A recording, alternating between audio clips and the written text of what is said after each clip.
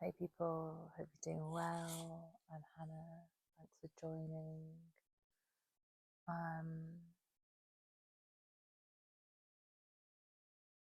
I'm gonna do a reading, but talk about what led to me coming back on camera again this evening. So I have this knitted gilet, and I got it in Bjørfjorddalen in the Arctic. It's the very north of Norway.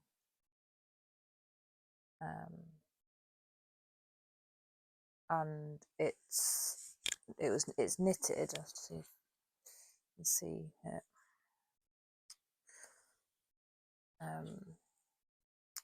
It was knitted by the Sami people, a Sami person, which is the indigenous people of that part of the world. Sami people live in Norway, Finland, I think even in Russia as well, Sweden.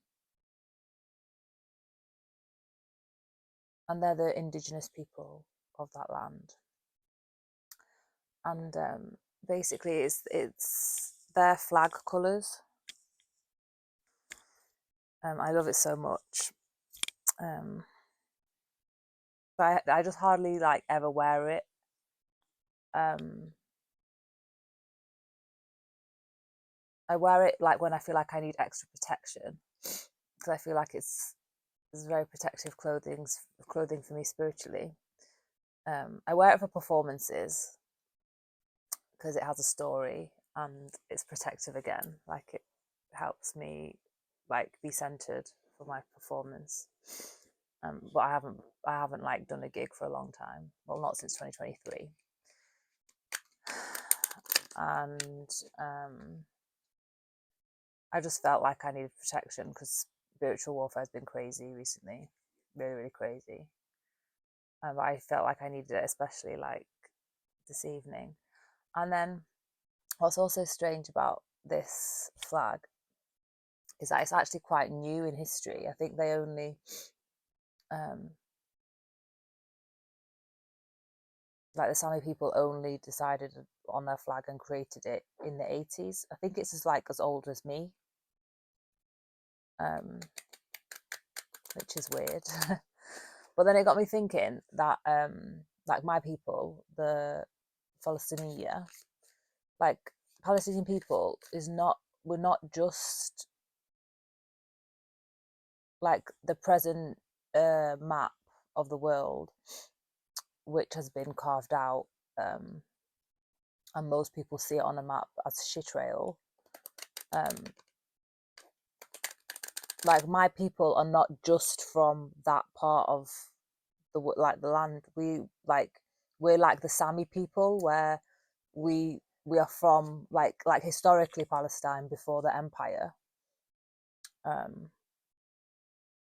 like the British Empire and the French Empire carved up the region. It was them that carved up the region. So I think before it was all the land was called Syria, but the most southern part of it was called Palestine.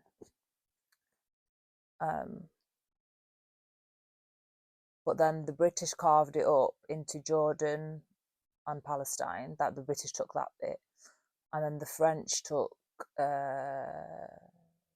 Lebanon, and Syria. But all of the indigenous people of that area, they never had any flags. Confirmation until the empires. But I think that we should have one, like the historic indigenous people of the area. We should do like the Sami people, and we should make a flag for all the the actual indigenous historic people of the land.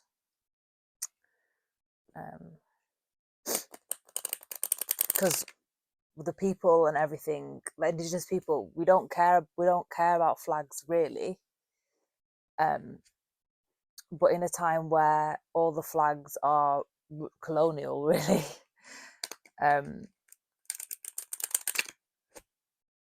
it's kind of like you kind of need it as a bit of an explainer that actually the flags are just from colonization, and that indigenous people don't have flags.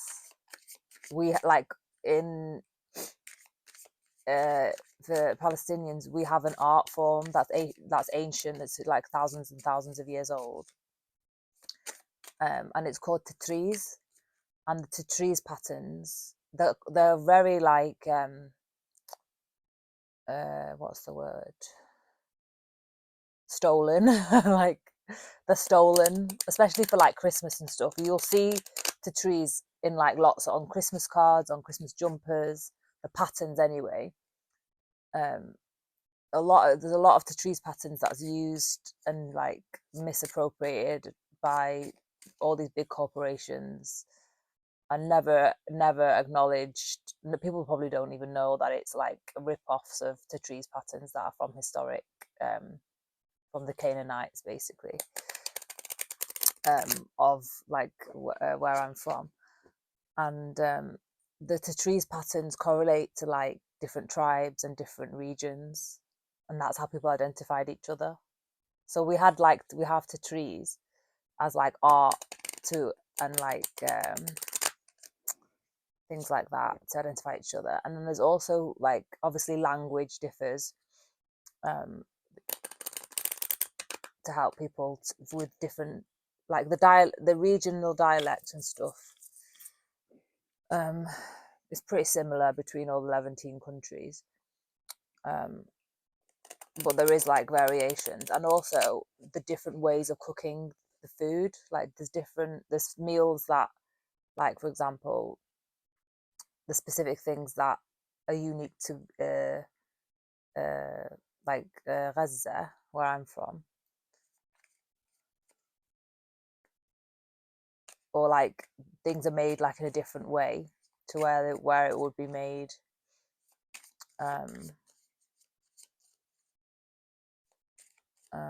somewhere else.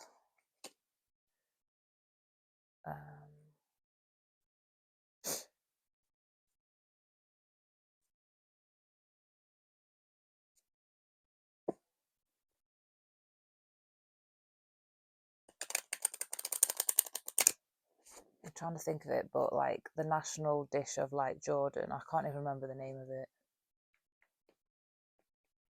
but it's like rice with like chicken broth and or like lamb broth and lamb, and like it has like roasted almonds on it. It's like very rich food. I think it has yogurt on it as well. Like we don't really eat that in Gaza, but obviously they're not like that far away, and they're not like different people. And in Gaza we like very, very spicy food. So like we have spicier chili than other like areas in the Levant, and obviously it's on the sea, so we're famous for fish, which might not be elsewhere. And just things like we have a dish from the Levant and it's called magluba. Everyone knows it. It means upside down, and just like the way that we make it is different to like how they make it in Lebanon or Syria. So just things like that. We identify each other by things like that. Like how we make our clothes, how we eat our food, how we speak the language.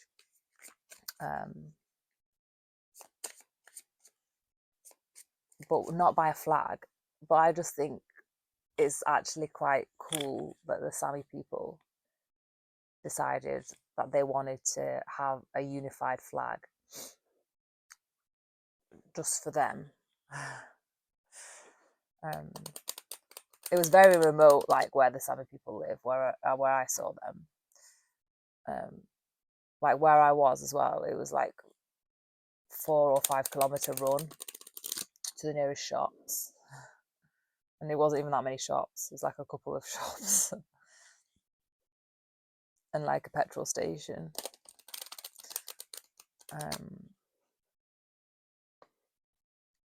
And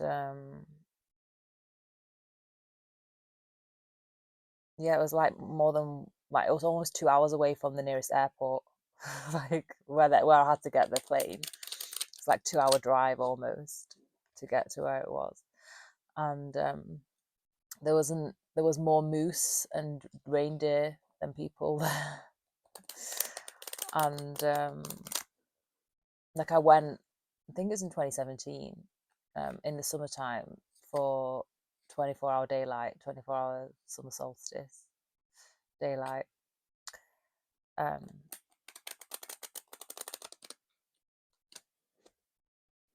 So I wanted to actually see what life was like without any darkness. And it's weird, like you need darkness. You need darkness. And then like the people drink a lot of cognac up there, so I think they must be quite depressed. Like they love cognac. And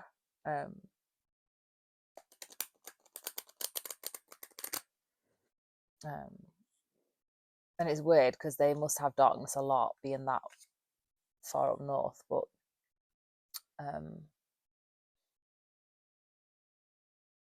like they don't like, they just like try to make the days a normal amount of daylight and have like really blackout curtains and things for when it's 24-hour sunlight, so that it doesn't really affect them. But obviously it's novel for me, and I was there for like, I don't know, 2 weeks or something like that.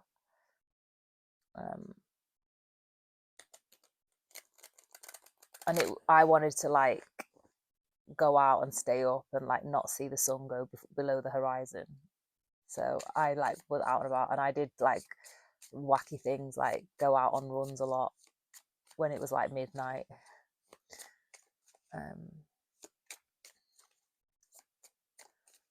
And it was funny because I was clocking like really fast minutes per mile because the air was so clean, even though it was hilly,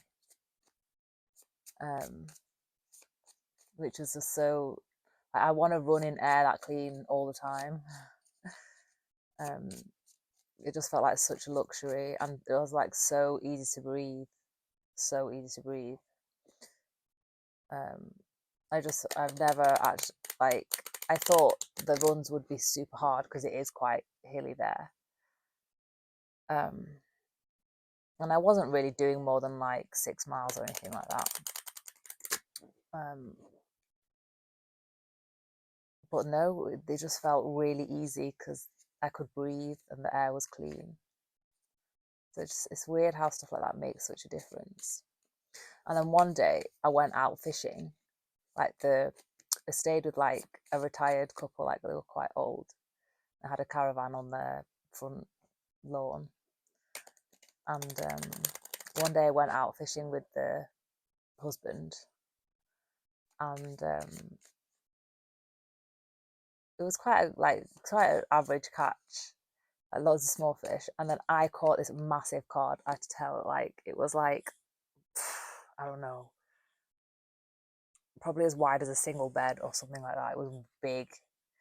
It was so heavy, and I didn't actually think I was going to be able to actually like get it all the way up to the boat, because we only had like a small fishing boat, like really basic. And I did feel like a pull of another big fish, but that didn't stay. It escaped like halfway up. But yeah, I caught the biggest catch of the day, and it was massive. I tell, like, it was probably as wide as a like single bed. I've never seen a cod so big in my life. It was crazy.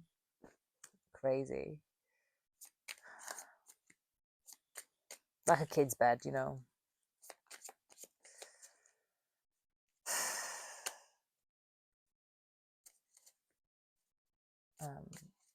And then like,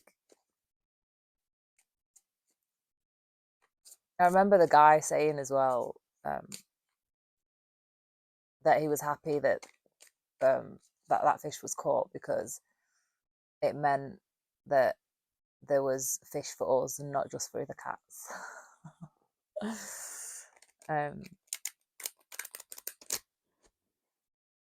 Yeah, because he was like, well, I always at least come back with a little bit of fish for the cats, but not always for us. But I caught fish, so then we could have fish. So I quite like that way of living, where they just literally, if they don't have it, they don't eat it. It's very sustainable. Oh, and they only eat what they can get from what's around them. They're not like vegan, save the animals kind of thing. They're just very self-sufficient. Anyways, let's see. What Shamanic, it's all good. So there's a lot of safety, a lot of protection energy coming through.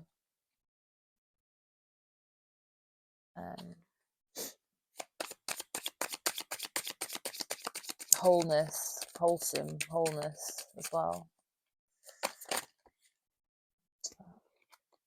Masculine energy, it's masculine protection.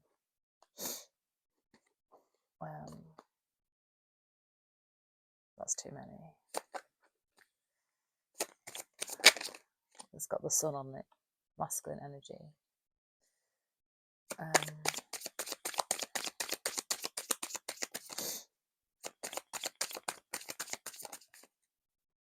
Struggle. It's got a fish on it. That's funny.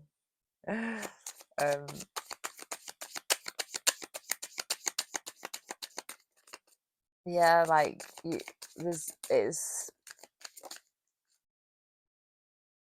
it's almost like it's safe to struggle, keep going. Feminine energy. Feminine energy.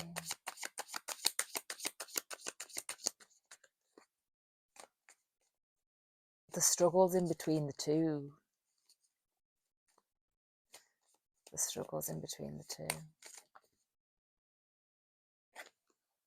Power struggle, maybe. Power struggle.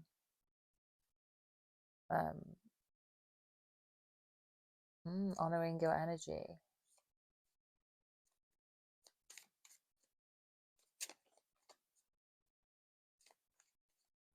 This could be two separate energies, a masculine energy and a feminine energy, with the power struggle, and both of them honoring their energy.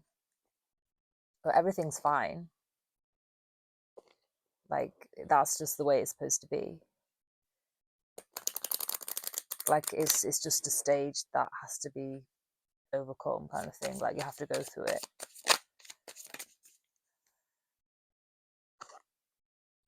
Or the first way I was interpreting it is, there's a struggle to balance. This is one person struggling to balance their masculine and the feminine energy, and they're taking some time out to honor themselves.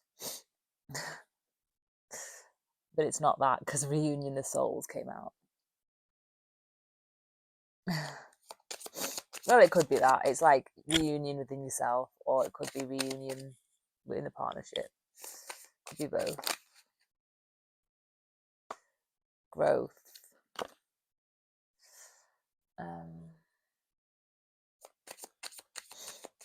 Yeah, so again, it's two different messages. So this is part of like struggling and coming in, balancing masculine and feminine energy is just part of your growth as a person. It's part of a normal ascension process.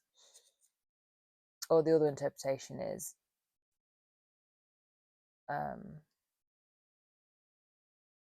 this power struggle between two energies, between a masculine and a feminine, a masculine dominant and a feminine dominant energy, is honoring their own energy and helping the growth of each other individually, but also growth and elevation together towards a reunion of souls.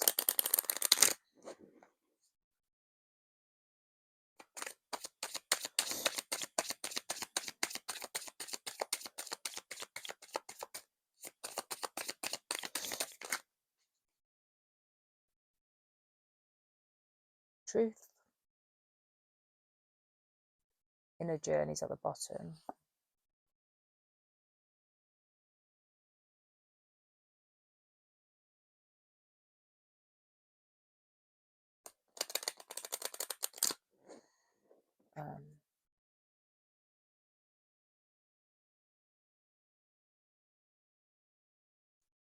So both energies are staying true to themselves. If you're resonating with that scenario, both energies are staying true to themselves. They're just following their inner guidance for their own growth. And if that means there's a power struggle, but it's so funny that it's a fish. Like when I was talking about the struggle of getting the massive card up to the boat. That's funny.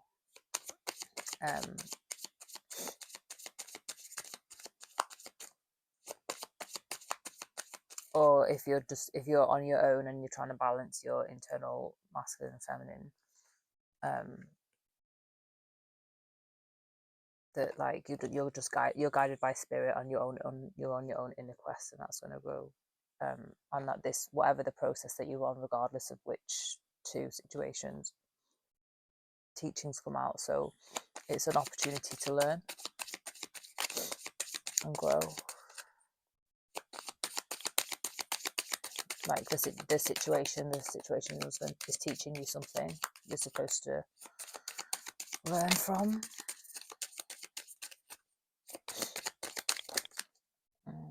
New beginnings, ancient wisdom, new beginnings.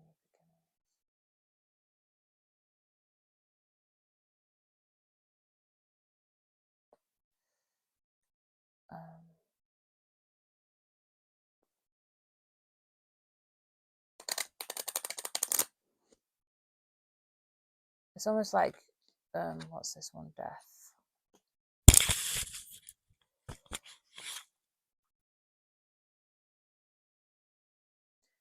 It's like its ancient wisdom is being transformed for the present time, to create new life, new beginnings, new momentum.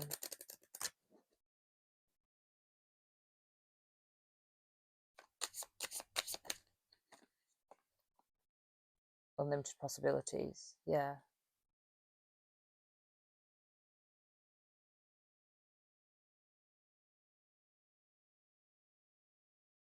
Like ancient wisdom has the answers that you need to know for everything, but it just needs to be translated for the present day.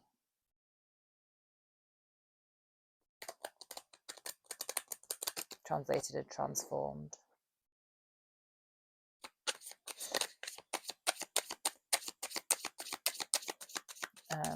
Or the other interpretation is that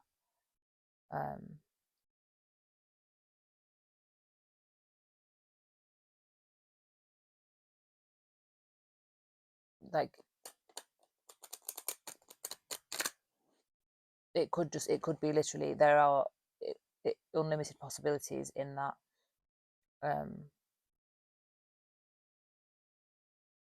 don't be fixated on like reunifying with one person if it is that scenario where it's two different individuals in a power struggle, and you have to honor yourself and your own journey and things.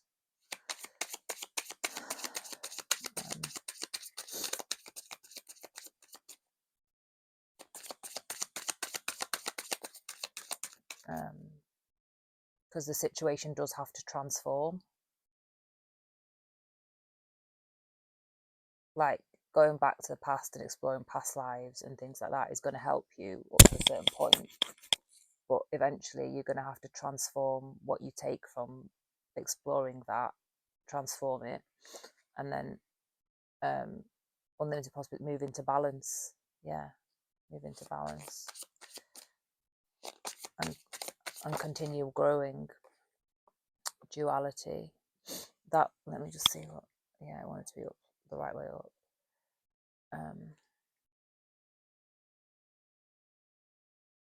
So that's just, again, moving into balance. Duality is like balancing light and shadow aspects.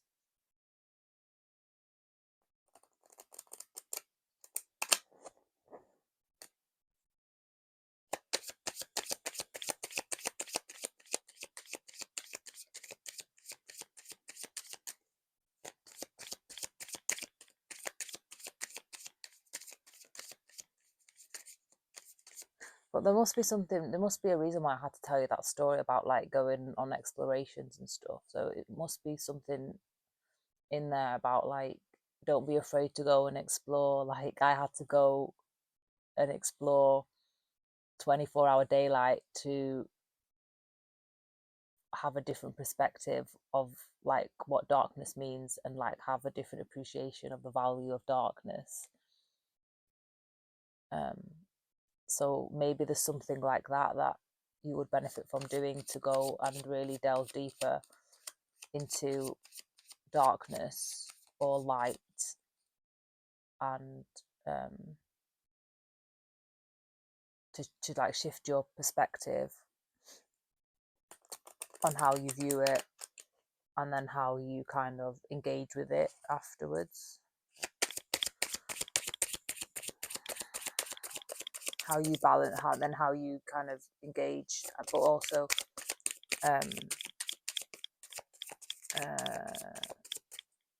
balance your shadow. Transformation, or you transform your shadow.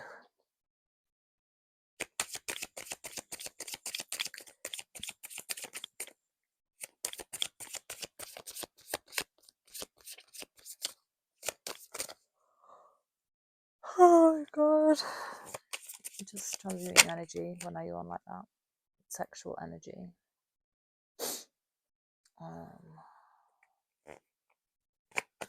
What?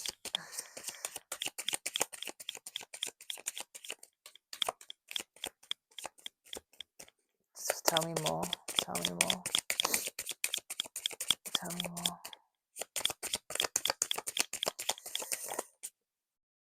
Anger.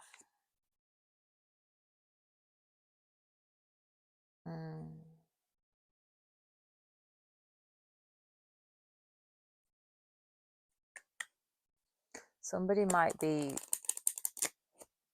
trying to run away from anger by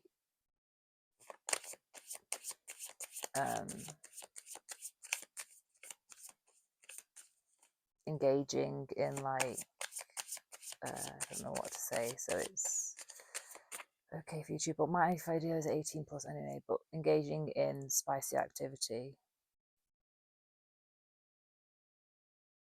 Or you might feel the temptation to engage in spicy activity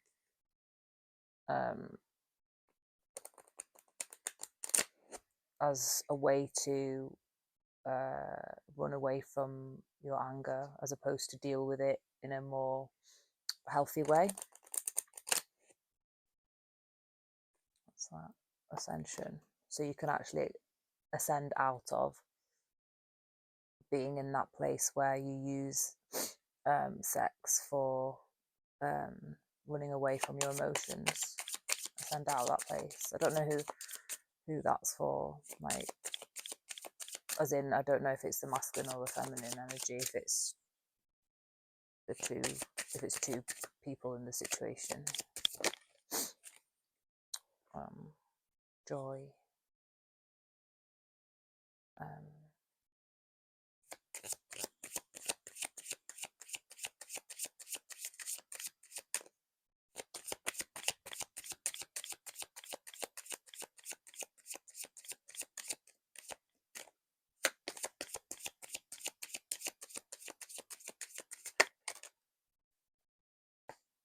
Yeah, there's something about transforming how you work with your sexual energy. So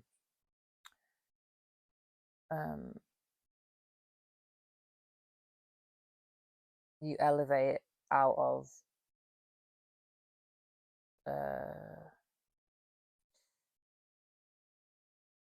using sex as a way to kind of deal with anger, run away from your emotions, and like transform that bad pattern, or like negative pattern, negative coping mechanism,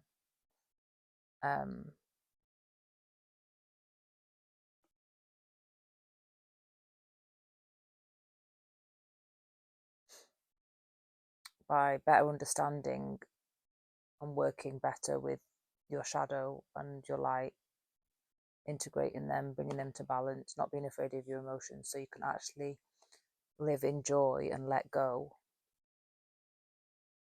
of using sexual energy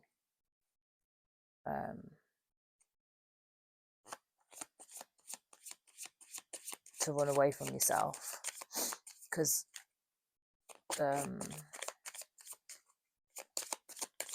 sex is very sacred, divine timing.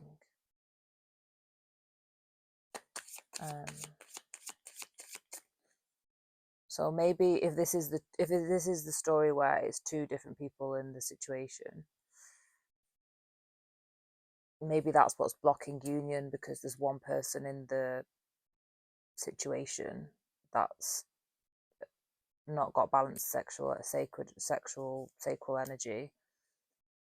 They're holding a lot of anger in the sacral chakra, and until they break that cycle, break those patterns, and ascend out of those negative coping mechanisms, there's not going to be any balance to really come into full union, because full union between souls does involve physical intimacy,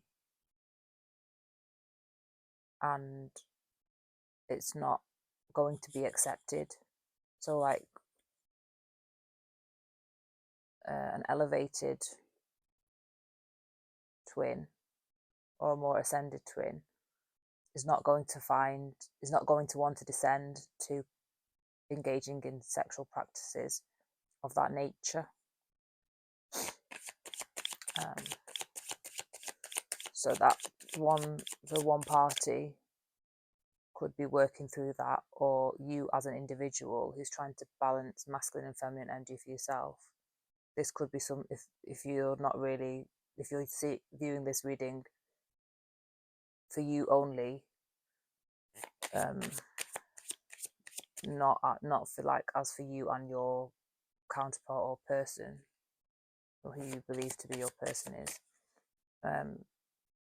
If it's just for you, there's something that you have to do, something around that, to transform that energy and move out of duality and into balance and joy.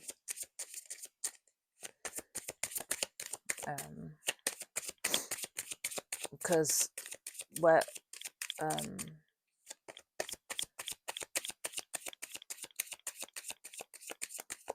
when you're with someone that believes sex is sacred, it doesn't carry that kind of like binding and attachment to it. That's kind of like that's devil energy. And like with letting go, like coming out, like both parties have to feel free in engaging in the in like physical intimacy with each other, for it to kind of, for them to not kind of want to part again and go away and have to do healing and stuff like that, if they're going to actually come together and stay together and not part again and enter another separation. Because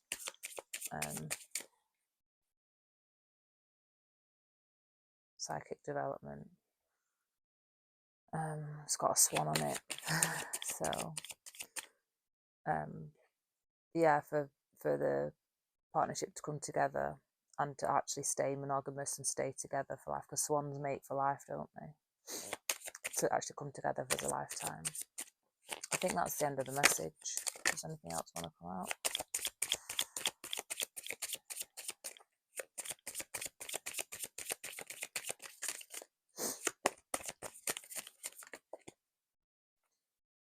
Perception. So that's yin yang again.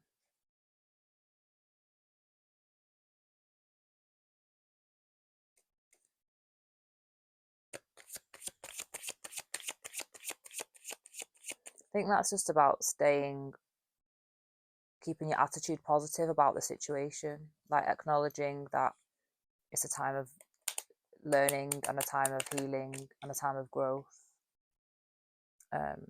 Even if it does feel like a struggle, these sorts of blockages and old patterns that are not helpful for you anymore, they do need healing if you do actually want to grow. If you don't, and you just want to, you're happy staying, engaging and using your sexual energy in that manner, then obviously that's up to you. But just know that if you do want to come into physical union with your counterpart, that this appears to be a blockage for whoever this is for, that is preventing like ascension into living a life of joy and bliss and peace and lightness and freedom. So stay positive about your healing process.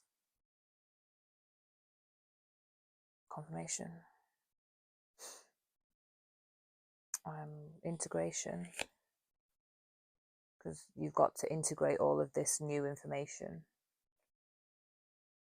Yeah, you've got to integrate all this new information. And it is required if you do actually want a life partnership.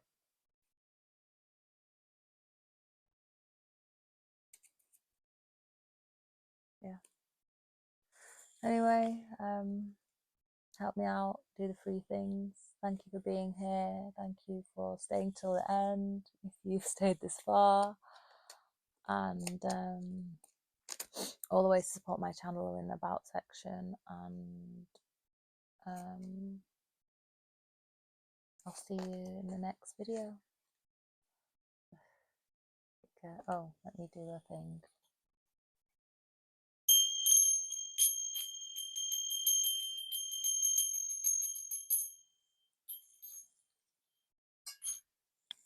To cleanse.